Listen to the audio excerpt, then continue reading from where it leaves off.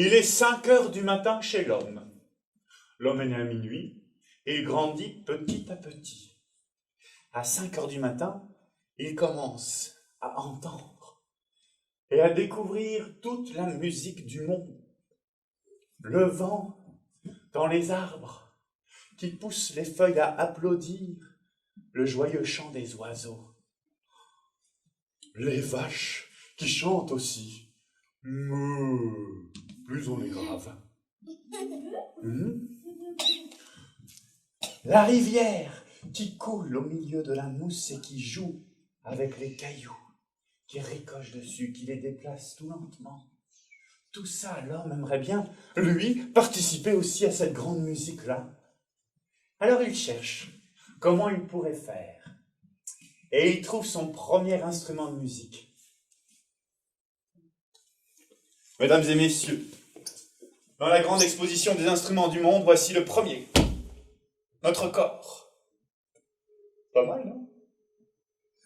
Dans la même impulsion naît la musique, la danse, le chant, et ce premier mot du monde dont on a complètement oublié la signification depuis. Yatata. Peut-être que c'est le premier mot que vous avez prononcé vous avant papa ou maman. Yatata, non? Ce qui est sûr, c'est qu'au fur et à mesure du temps qui passe, l'homme cherche dans la nature et trouve des objets qui vont sonner mieux que lui. Mieux que sa peau. Il trouve la peau tendue de certains animaux qui se sont fait manger. Mieux que ses os. Il trouve des calebasses, des bouts de bois. Les calebasses sont des fruits qui poussent sur certains arbres. On ne peut pas tous les manger, mais certains ont la peau très dure. Il trouve des éléments qui lui permettent d'avoir des cordes aussi. Des fois, ce sont des boyaux. Des fois, ce sont des lianes qui tombent du raffia. Si bien qu'à 8 heures du matin, l'homme a déjà un instrument très élaboré, avec de la peau, de la calebasse, du bois, de la corde. 8 heures du matin, l'heure que choisit le griot en Afrique pour sortir avec sa fiancée, la Cora. Vous avez vu comme elle est belle? Elle a plein de boucles d'oreilles. Par contre, elle pique un peu des joues. Il s'installe devant sa case, devant sa maison, ou il s'installe sous l'arbre à parole, l'arbre à palabre, et il commence sa première histoire.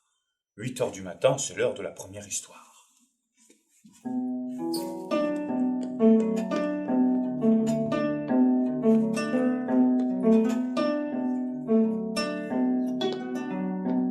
C'était dans un tout petit pays d'Afrique qu'on appelle le Gabon. Dans ce pays-là, il y avait beaucoup de forêts. Au milieu des forêts, des petits villages. Dans ce tout petit village-là, il y avait une petite case dans laquelle vivait un petit garçon, haut comme 3 pieds. Il vivait là tout seul, sans son père ni sa mère. Les deux étaient partis rejoindre le monde des ancêtres. Mais avant de partir, son papa lui avait légué l'art de la chasse et sa maman l'art de la pêche. Si bien que c'était le meilleur chasseur et pêcheur de tout le village. Mais les autres enfants se moquaient un peu de lui et lui disaient « Eh toi, t'es pas très grand toi, haut comme 3 pieds, est-ce que tu sais si bien chasser? Est-ce que tu saurais avec une flèche toucher une feuille de l'arbre qui danse tout seul ?» L'enfant ce jour-là n'a même pas regardé l'arbre, il a pris son arc, il a pris une flèche et il a tiré. La flèche a traversé les airs, a transpercé la plus haute feuille de l'arbre qui dansait tout seul et a continué sa course jusqu'à se planter dans les fesses d'un nuage. Oh! Le nuage a pleuré, il s'est mis à pleuvoir sur la terre. Oh! Les autres enfants ont été émerveillés par ce miracle. Alors, à partir de ce jour-là, on l'a respecté. Il avait un autre souci. Ce petit garçon-là, c'était son sourire. Vous voyez, vous, quand vous souriez, ça monte vers vos oreilles. Eh bien, lui, son sourire, il descendait vers ses pieds. C'était comme un sourire l'envers. Alors, ce jour-là, il s'est dit, je vais aller dans la forêt, mais je ne vais pas chasser. Je vais aller chercher quelque chose pour redresser mon sourire. Oui. Je vais faire ça. Je vais aller droit devant moi, dans la grande forêt, et je vais aller là où le vent me mène. Alors, l'enfant a attaché le chemin bien à ses pieds, et il a marché.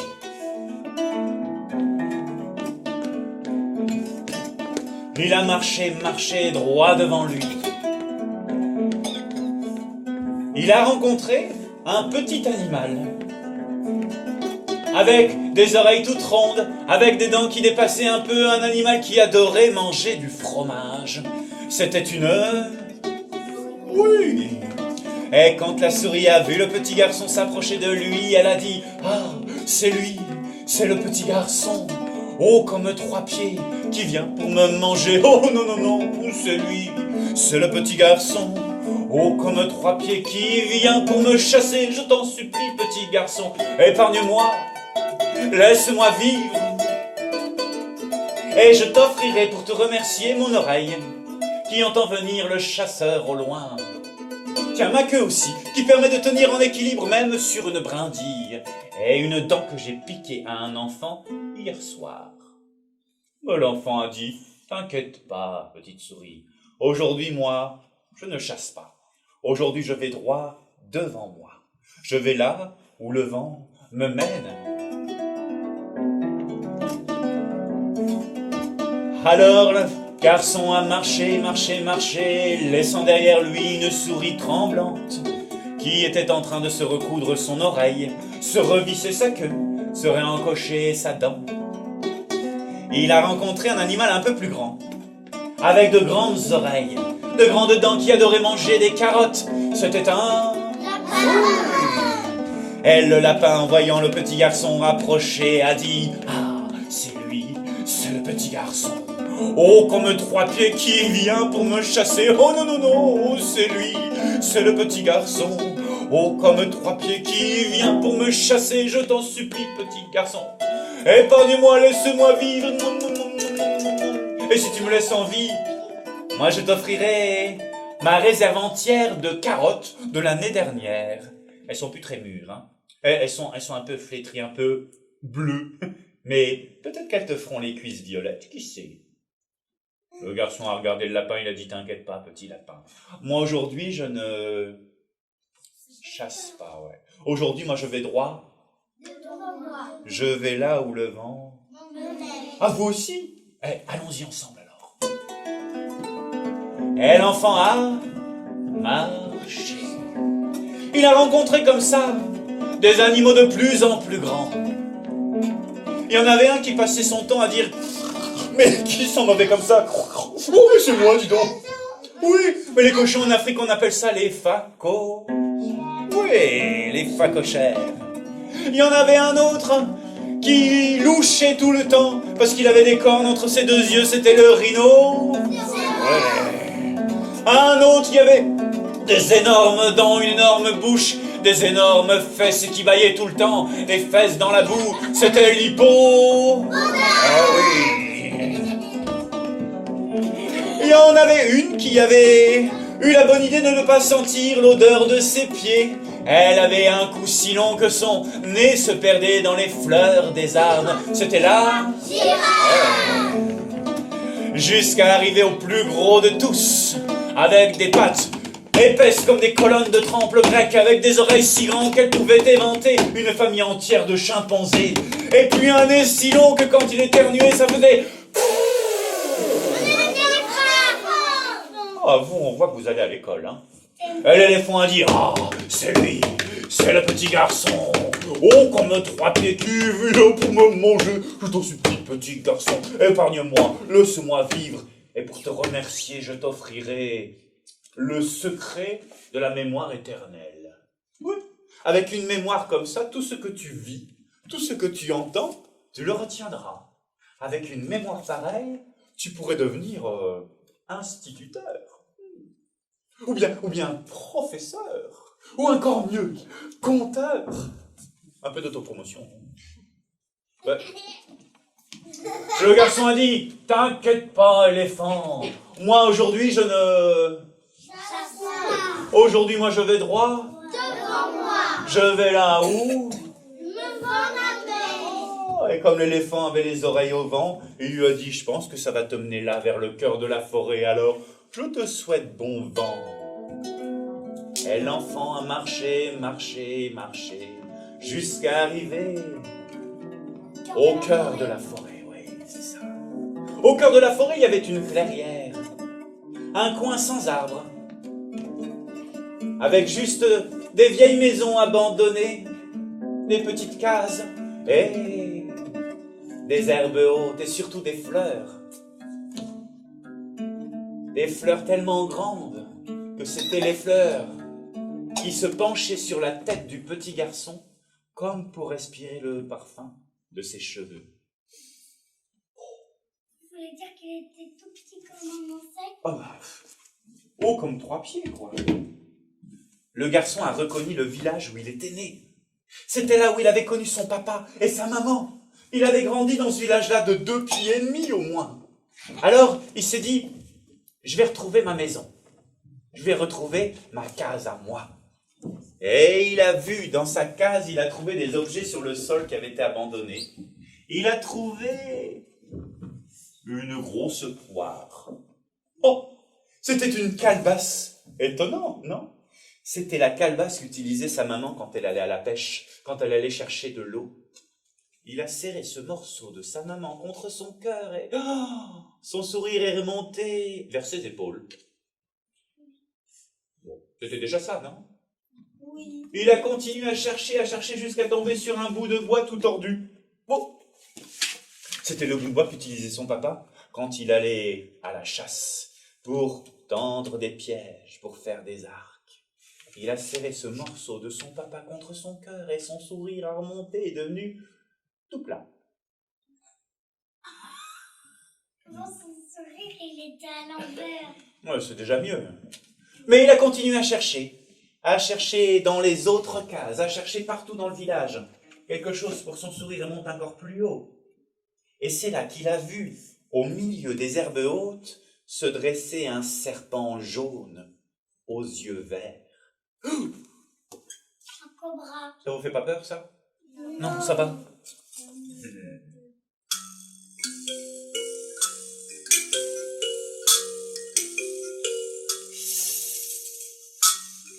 Petit garçon, viens, danse avec moi.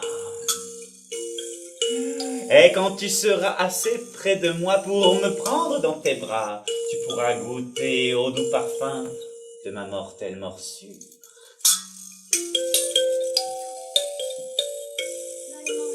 C'était pas très rassurant, ouais. Mais de la calebasse de sa mère, il y avait une voix qui lui disait « Vas-y, aie confiance, vas-y, va voir ce serpent. Dans ce serpent, il y a ton sourire. » Bon. L'enfant a pris son courage à 2 pieds, parce que dans ses mains, ça lui servait à rien. Et il s'est avancé. « Oui, mon précieux. » Ah non, c'est pas l'histoire là. « Oui, mon enfant, rapproche-toi, viens danser avec moi. » Et l'enfant, suivant la voie de la calebasse, a avancé. Et quand il a été assez près du serpent pour le toucher ou se faire mordre par lui, le serpent s'est évanoui, il est tombé sur le sol, flaf, il s'est transformé en corde.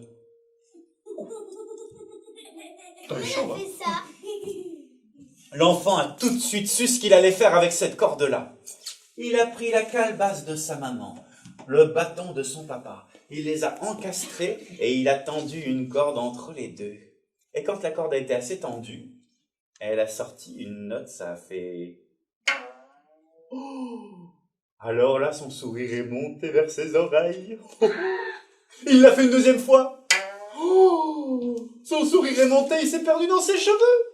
Il avait ses cheveux qui lui chatouillaient les dents de derrière. Oh! Ça vous est déjà arrivé, ça? Non. Pourtant, les filles plus facilement que les garçons. Mais alors, il s'est dit ça. Un morceau de ma maman.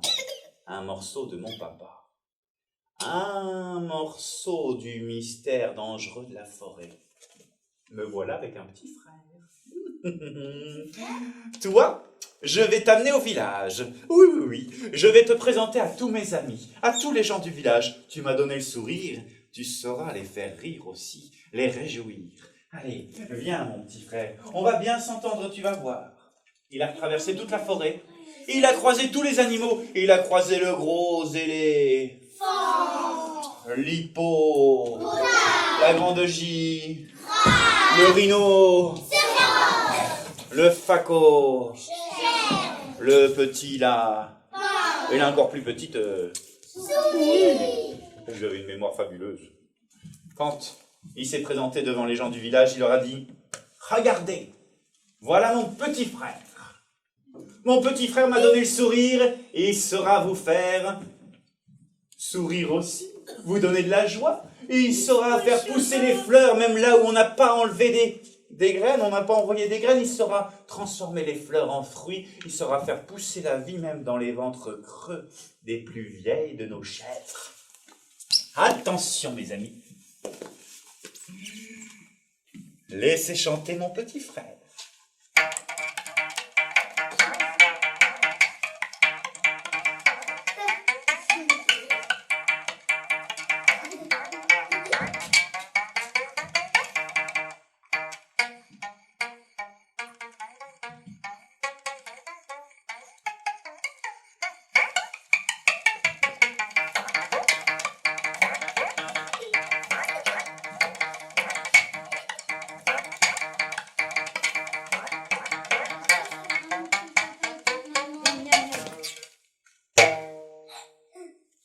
C'est comme ça qu'au Gabon est né le koul. On l'appelle comme ça peut-être parce que son son est plutôt... Cool? Non? Peut-être pas. Le koul, c'est faire quelque chose d'extraordinaire. Il sait saluer quand on l'applaudit. On essaye? Oh oui, ça marche pas. Oh, il y a aussi, oui. Oh.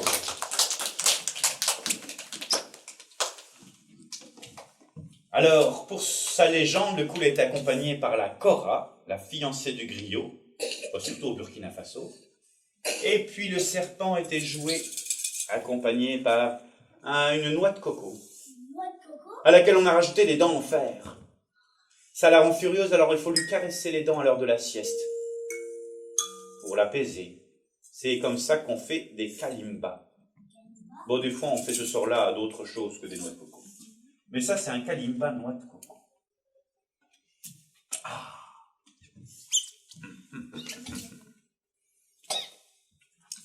Le plus petit de tous. Le mini Ouais, l'harmonica. Et vous savez, l'harmonica aussi est porteur de joie, parce que généralement, l'harmonica, lui, il fait...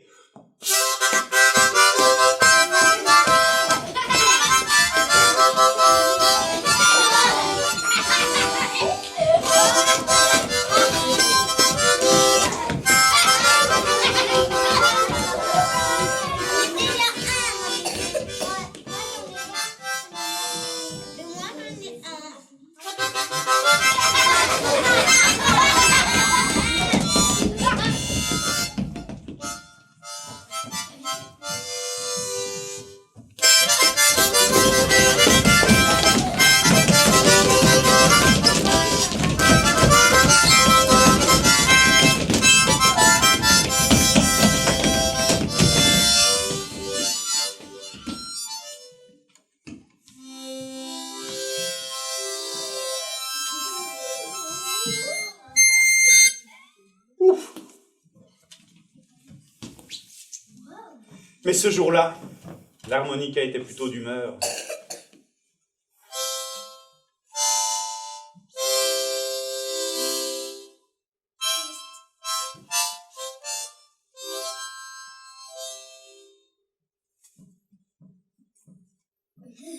Il était petit, il était si petit que quand il y avait un trou dans la poche de son propriétaire, un tout petit trou, il arrivait à se glisser par ce trou et à tomber, à glisser le long du pantalon et à tomber par terre.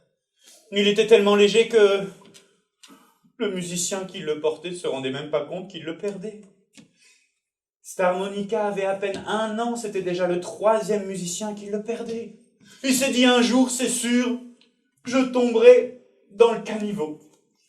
Il y aura une grande pluie, puis pof, elle m'enverra dans les égouts, tout au fond de la terre.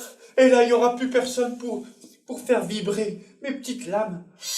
Avec le souffle, il n'y aura plus que l'eau qui me traversera, un petit peu de boue, puis des fois, il y aura quelques rats qui viendront me respirer. Pour voir si je suis comestible, et rien de plus, ce sera fini, ma belle vie. Je ne ferai plus rire aucun enfant.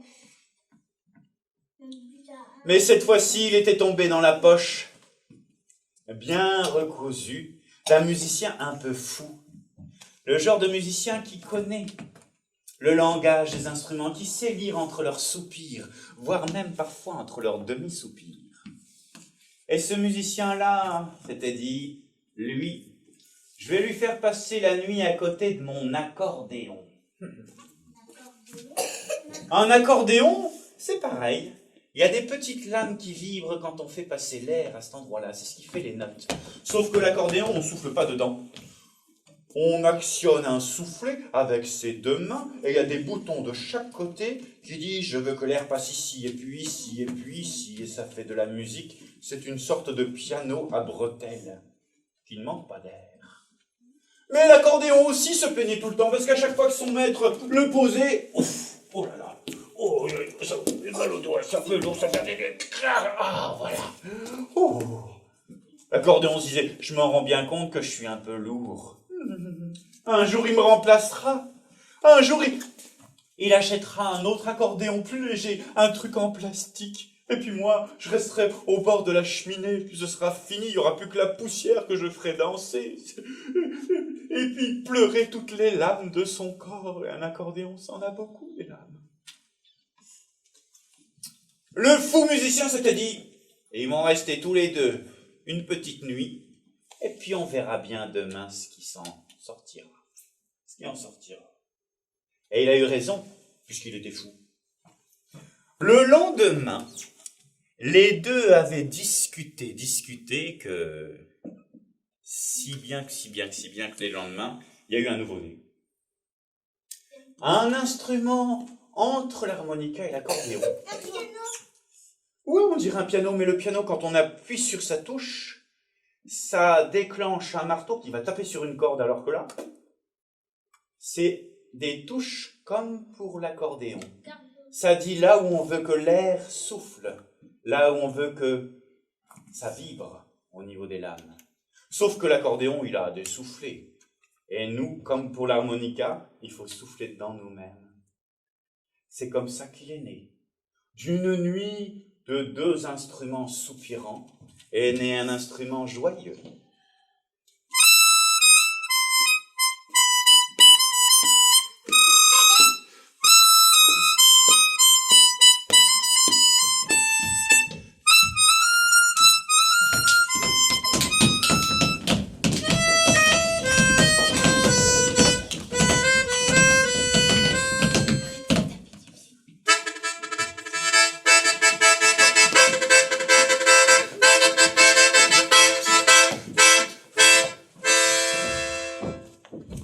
Le musicien avait inventé un type de musique répétitive qui pouvait lui permettre de jouer très longtemps. On l'invitait à un bal chaque soir, dans une maison différente. Il s'installait près de la cheminée, et il y allait jouer. Et les gens dansaient, ils dansaient, comme la folie peut danser. Ils dansaient jusqu'à ne plus avoir de pieds. Alors quand ils n'avaient plus de pieds, qu'ils ne pouvaient plus danser, on les chargeait dans des brouettes. On les ramenait chez eux en brouette et hop, on les baquait à l'intérieur de leur maison, sur leur lit. On mettait leurs chevilles encore fumantes dans des bassines d'eau fraîche, en espérant que leurs pieds allaient repousser pour le lendemain, parce que le lendemain, à nouveau, il y aurait bal. Et à chaque fois qu'il avait fini, qu'il n'y avait plus personne à ramener, on lui tapait sur l'épaule parce qu'il jouait les yeux fermés, on lui disait « C'est bon, il n'y a plus personne, tu peux rentrer chez toi. » Alors le fou se levait et disait « Oh ben salut la compagnie, moi je m'en vais dans mon château. » Et hop, il repartait. Il habitait dans la forêt. On lui avait fait une petite cabane dans la forêt. C'était pour qu'il vive un peu à l'écart des gens, pour pas qu'il contamine tout le monde de sa folie, mais comme il était fou, sa cabane, il appelait ça son château. Ce soir-là, il est rentré, il est arrivé dans la forêt, et là, il a vu la lune qui commençait à se lever à l'horizon. Elle avait un drôle de visage un peu rose, elle le regardait d'un air étonné. Et il lui a dit « Pas bien le bonjour, vous, ma lune. Oh, je m'en vais vous jouer une petite sérénade, parce que vous êtes bien jolie ce soir. »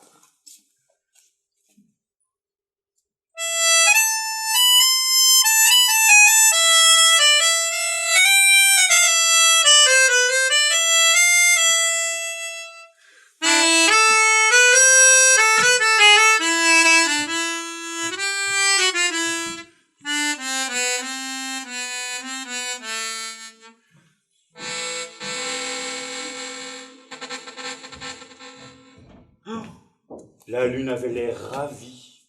Elle faisait sa grande bouche comme ça. Oh, toute réjouie. Il y avait même comme un petit nuage comme ça qui sortait de sa bouche. C'était joli à voir. Mais surtout, autour de notre fou, il y a eu plein de petits yeux qui se sont allumés autour de lui. Des petits yeux verts, des petits yeux rouges, des petits yeux jaunes. Des yeux bleus. C'était le petit peuple de la forêt qui arrivait. Les lutins, les gnomes, les petites fées. Au milieu d'eux, il y avait celui qui avait la plus grande barbe, c'était le grand chef des sauterelles. Et ce lutin-là s'est approché et dit « Nous avons entendu que tu étais musicien ?»« Oh ben, ça oui, a dit le fou. Oh, oui, la musique, je sais faire, ça. »« Eh bien, fais-nous danser. Si tu nous fais danser toute la nuit, nous t'offrirons quelque chose. Tu pourras choisir entre la richesse ou bien la beauté. » Oh, la richesse ou la beauté. Oh, la richesse, le fou, il savait pas à quoi ça servait, puis de toute façon, il avait déjà un château, alors. Par contre, la beauté, il voyait à quoi ça pouvait servir. Il s'était bien rendu compte que certains jours, quand il allait voir certaines filles qui voulaient discuter avec, elles étaient un peu tendues quand il s'approchait. Et il savait pas si c'était sa façon de leur parler ou son allure, parce qu'il était tout bossu de partout. Il était un peu cabossé, le fou. Et puis quand il ouvrait sa bouche, vous voyez, ses dents, c'était comme un piano. Il y avait une dent blanche, une dent noire, une dent blanche, une dent noire, une dent blanche. Pourtant, il s'approchait avec un grand sourire. Et puis il leur disait « Alors, comment ça va, hein? Ouais, il faut pas aujourd'hui, hein? Les oiseaux chantent. Moi, j'aime bien les oiseaux quand ils chantent. Oui.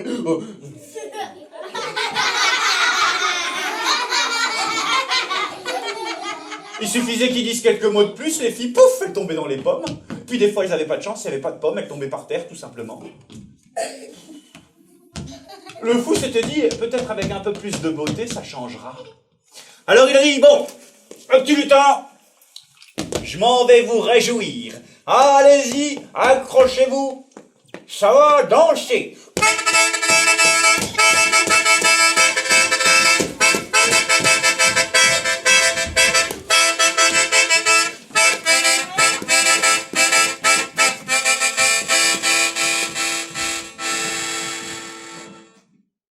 Il y a plein de DJ qui ont copié son style depuis. Mais les lutins, eux, ils ne manquaient jamais de pieds. Parce que quand ils sentaient que leurs pieds commençaient à être douloureux, ils se mettaient à danser sur les mains. Et puis quand les mains devenaient douloureuses, ils dansaient sur leurs oreilles toutes pointues, ou sur leur chapeau en turlututu, ou sur leurs fesses, ou sur leurs genoux, sur leurs hanches, partout. Ils rebondissaient, ils dansaient, un coup à droite, un coup à gauche, un coup à l'endroit, un coup à l'envers, et ils n'avaient jamais mal nulle part. Si bien qu'ils ont dansé toute la nuit. Et au petit matin, quand le soleil s'est levé, tout le petit peuple de la forêt a disparu dans la forêt. Mais il restait là encore le chef. Le chef Sauterelle avec sa longue barbe. Il a dit, tu nous as bien réjouis, mon ami. Alors choisis entre la richesse et la beauté. Oh, le fou a dit, oh, moi, je m'en vais prendre la beauté. T'es sûr? A demandé le chef. Oh, c'est sûr, ouais, la beauté, ça fera quelque chose de bien. Alors le chef Sauterelle a attaché son plus long poil de barbe sur la plus grosse bosse du fou. Il a tiré d'un coup sec, et là toute la laideur du fou est sortie de son corps, et a suivi le chef des lutins dans la forêt comme un bon petit chien. Et le fou s'est redressé, s'est retrouvé avec un sourire éclatant. Il est devenu si beau que le lendemain, on l'a pas reconnu. Le lendemain, on lui disait « Bonjour, cher monsieur ». On lui serrait la main, ça lui était pas arrivé depuis tellement longtemps, ça. Il a fallu pour qu'on le reconnaisse qu'il dit « Bah, c'est moi !» Bah oui, c'est moi. Je suis rentré dans mon château, là, puis il y avait la pierre plate, et puis la lune, et puis les petits yeux verts, les petits yeux jaunes, et puis la richesse, la beauté. Tada, la beauté. Il n'avait pas changé sa façon de parler. Alors on l'a reconnu. Et ce soir-là, c'était le forgeron qui invitait. Et le forgeron, il aime bien tout ce qui brille. Vous savez, c'est celui qui fabrique et qui travaille le métal. Il fabrique des armes, il fabrique des armures. Il fabrique des fers pour les chevaux, c'est utile aussi. Il fabrique des voitures. Et quand il fabrique finement les choses, il peut vous faire des bijoux aussi. Alors quelque chose qui brille, quand il a entendu qu'il y avait possibilité d'avoir de la richesse, il s'est dit « Ce soir, le fou musicien, je l'accompagnerai. » Et le soir, quand il n'y avait plus personne à ramener en brouette, il lui a tapé sur l'épaule, il a dit « Allez, je t'accompagne, t'as bien joué. Je te porte certains instruments. » Et le forgeron a pris l'instrument le plus facile. Il l'a accompagné dans la forêt. Le fou était fatigué. Quand il est passé à côté de la pierre plate, il a dit « c'est là, les petits yeux verts, les petits yeux jaunes, la richesse, la beauté. Je vais me coucher. » Le forgeron a dit « Bonne nuit. » Il s'est installé sur la pierre plate. Il s'est dit, avec un truc aussi simple, ça doit pas être si compliqué de sortir de la musique. Moi, je vais faire danser les lutins. Moi, je vais avoir la richesse.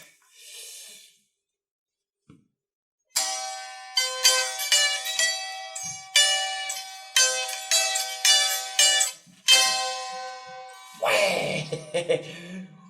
Les petits yeux verts, les petits yeux jaunes et rouges tout autour de lui sont éclairés. Le petit peuple de la nuit était là.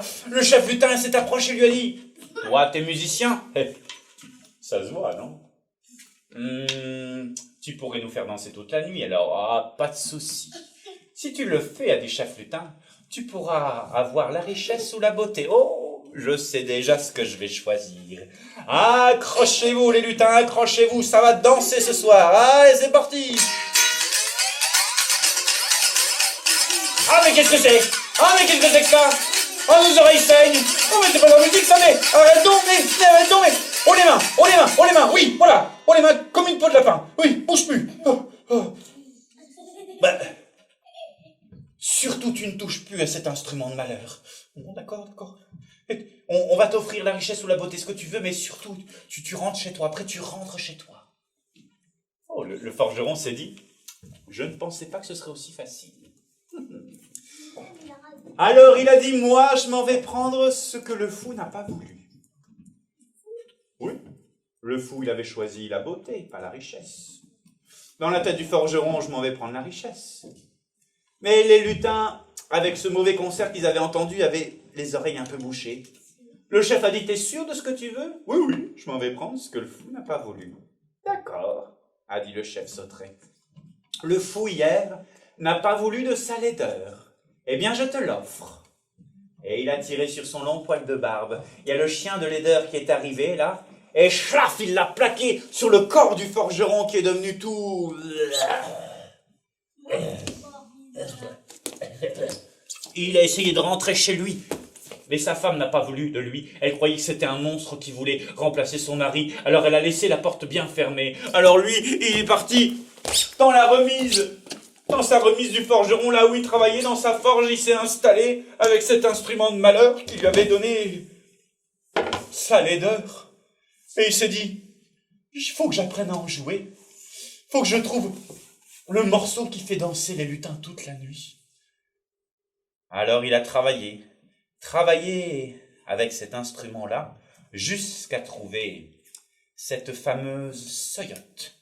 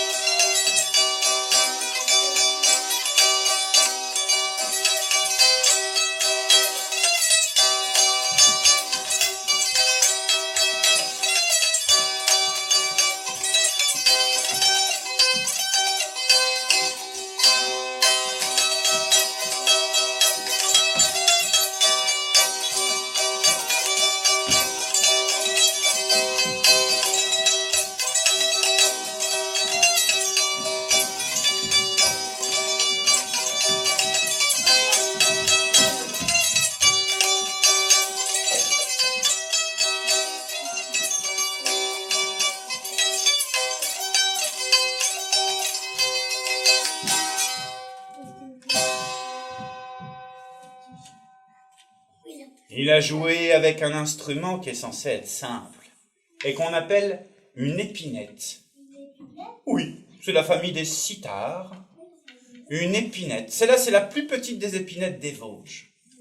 C'est l'épinette du Val d'Ajol.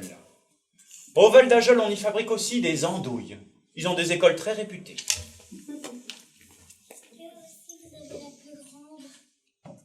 Ah, j'en ai une plus grande, ouais, mais c'est une sitar hongroise et je l'ai pas pris parce qu'elle fait pas partie du spectacle. Mais c'est l'heure du plus grand. Mais c'est un sitar. C'est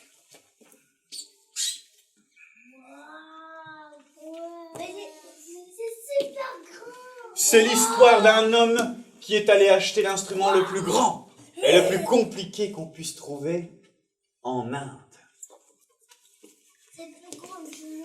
Il est très fier de lui. C'est le plus grand des musiciens. Il s'est installé dans son salon et il joue. Il joue. Voilà déjà 2 heures qu'il joue. Toujours exactement la même note. Oh ouais. C'est beau, hein? Génial. La perfection. Oh, yeah. Au bout de 3 heures, sa femme le rejoint. Elle prend toute la patience et la douceur qui lui reste dans sa voix pour lui demander très courtoisement: tu peux pas changer de note, non? Mais qu'est-ce qu'il y a, ma femme? Mon mari, non mais franchement, ça fait 3 heures que tu joues toujours et toujours la même note. Tu crois que c'est agréable à entendre? T'as un instrument où tu peux faire plein de notes, t'as plein de cordes, t'as plein de cases où jouer. Va voir ton voisin. Ton voisin, il a un sitar indien depuis très longtemps. Il sait bien en jouer. Va voir, va prendre ta leçon là-bas. Bon, notre homme avait du temps à perdre.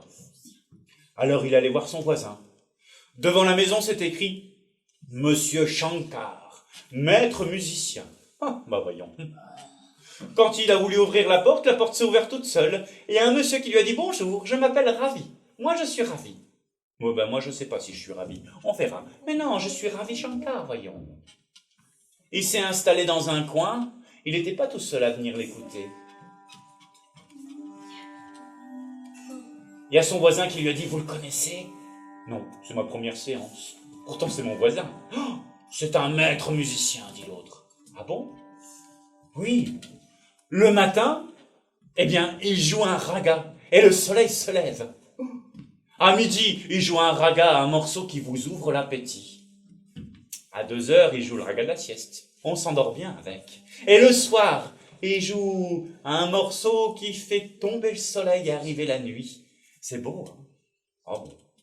Et tiens, d'ailleurs, le nouveau roi, quand il est arrivé sur le trône, il l'a invité à venir lui rendre hommage. Il lui a dit, je vous adore, je vous adore. Et le morceau que je préfère de vous, c'est le raga du soir.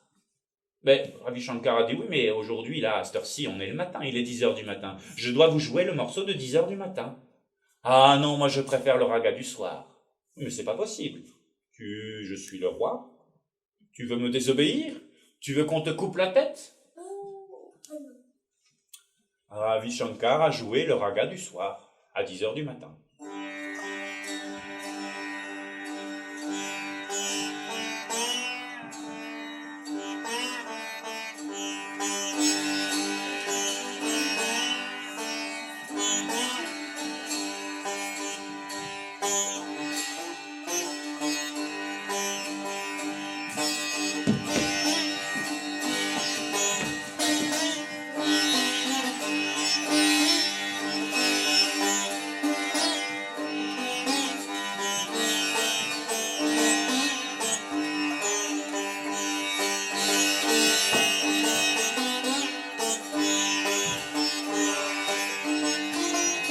Et le roi a fermé les yeux heureux.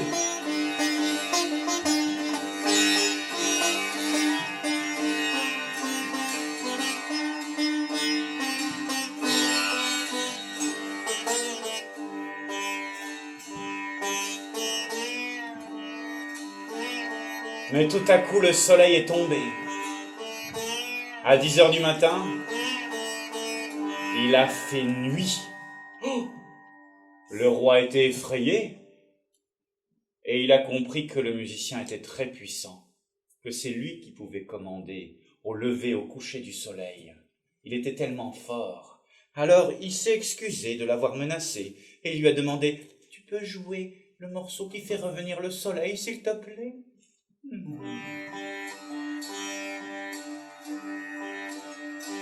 Ravi Shankar jouait déjà depuis 10 minutes.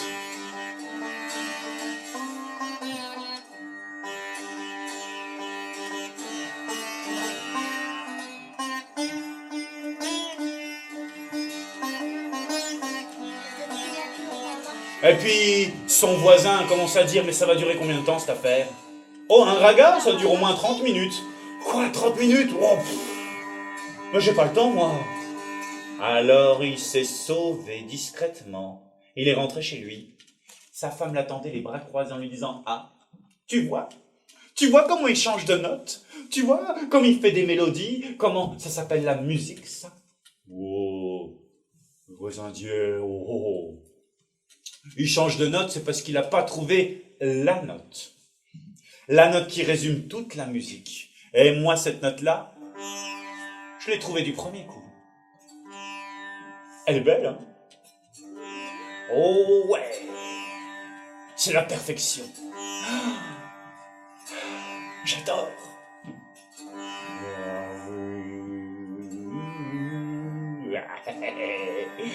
Au bout d'une semaine, sa femme l'a quitté. C'est dire si elle a été patiente. Hein. Au bout d'un mois, c'est son chien qui est parti. C'est vous dire s'il était sourd. Mais lui, il s'en moquait d'être abandonné parce qu'il était là en pleine fusion avec le seul sitar de la famille des sitars qui soit un garçon, le sitar indien. Et le sitar, c'est saluer quand on l'applaudit aussi. On essaye? Sans vous assommer. Ouh.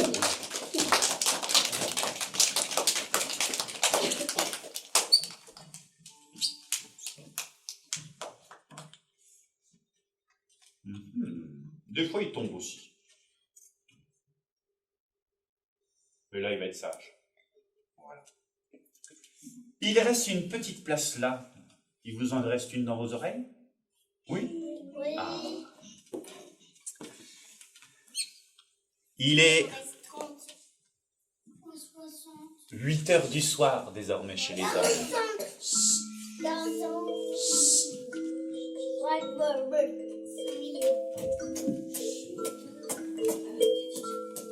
T'as remarqué, quand tu parles, t'écoutes moins bien.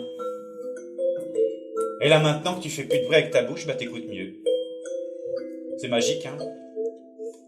À croire que les oreilles et la bouche sont connectées bizarrement. 8 heures du soir, c'est l'heure où on raconte des histoires aux petits, pour qu'ils s'endorment. Cette histoire leur fait oublier toute leur journée et les accompagne dans le monde des rêves.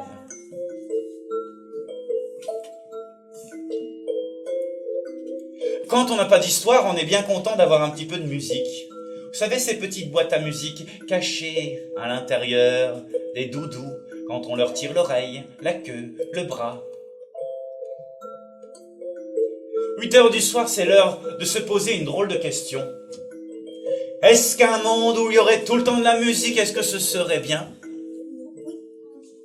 Est-ce qu'un monde où il n'y aurait pas du tout de musique, est-ce que ça, ce serait bien? Non. Moi, je ne fais que poser les questions.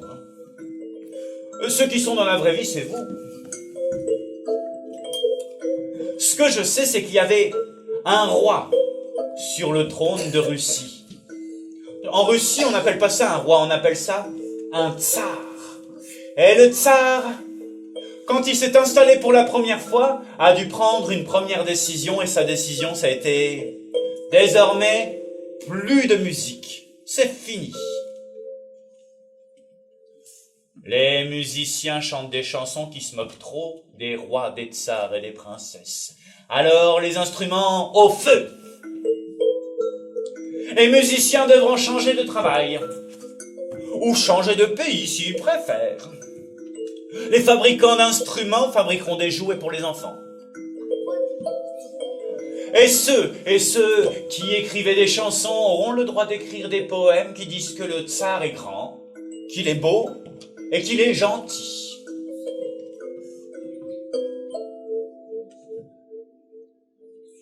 Alors on a quand même essayé de lui dire « Ça, mon roi, notre tsar, regardez, c'est une sorte de boîte à camembert à laquelle on a rajouté des dents en fer.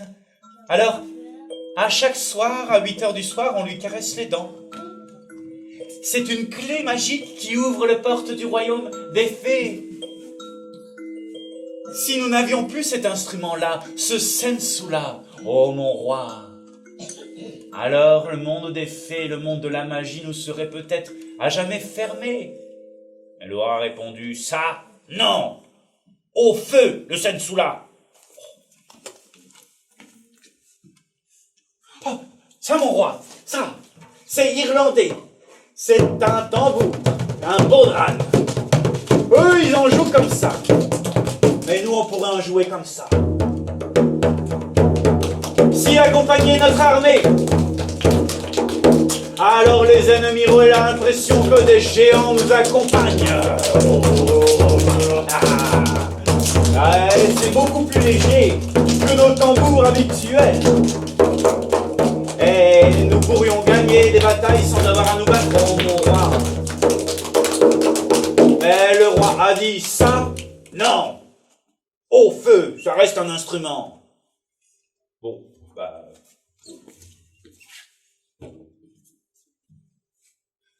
désormais, sur le sol de Russie, il y avait de la neige. Dans le ciel, de la neige chargée dans les nuages, prête à tomber. Et entre les deux, des flocons de neige en train de tomber. Et plus aucun son, plus aucune musique pour en jouer cet univers si froid. Le seul qu'on entendait, c'était le vent. Un vent de folie. On l'entendait murmurer à travers chaque porte, chaque fenêtre.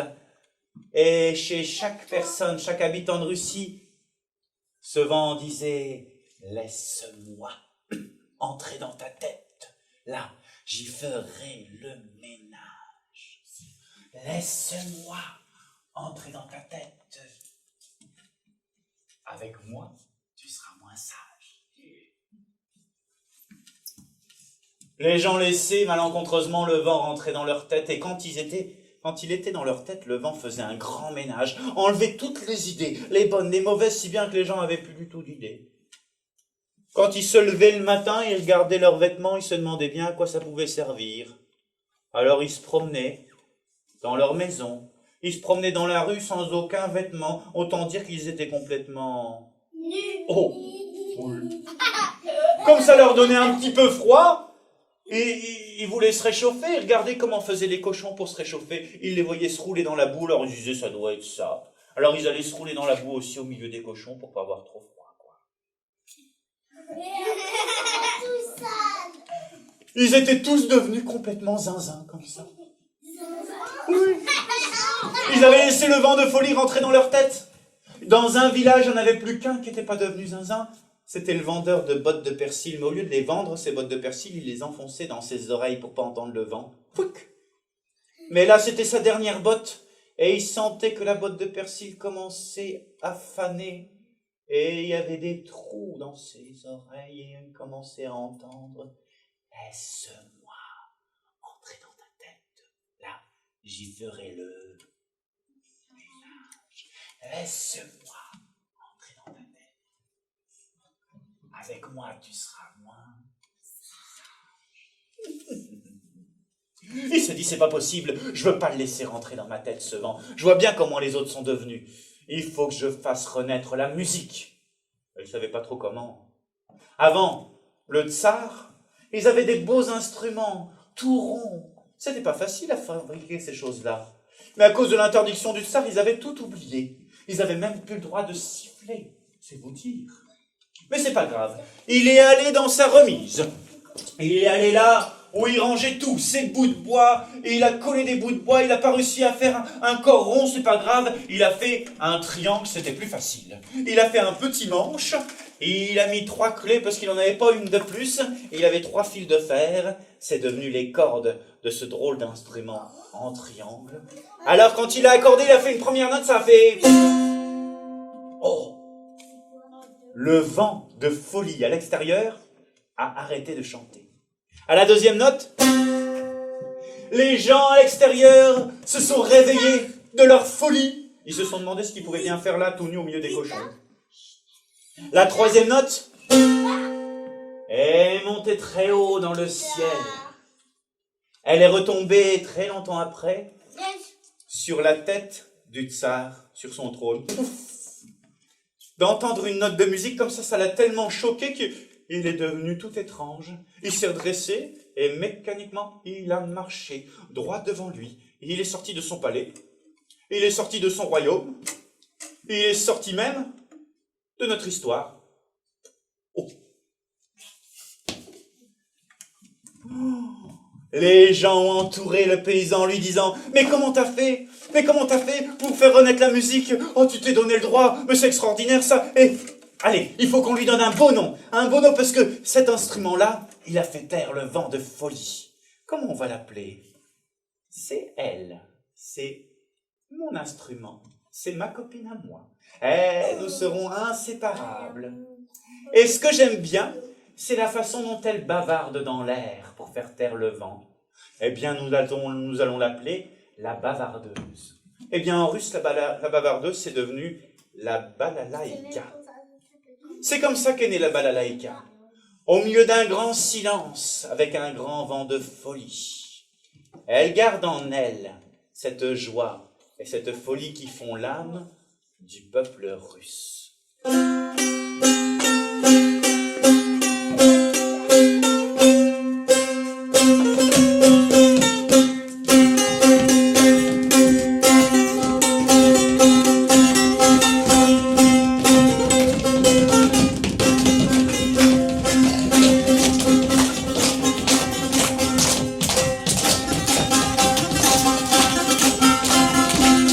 Alors vous avez raison, la musique russe, on peut taper des mains avec, mais on va essayer de faire en rythme. C'est lent et puis après ça s'accélère. On essaye, ça fait...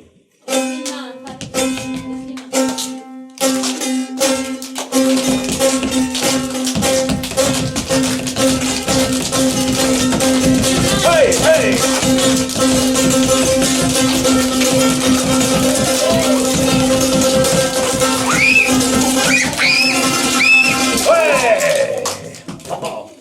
ça, c'est un grand écart dans le monde des conteurs. Encore. La balalaïka, c'est saluer quand on l'applaudit. On essaye? Oui.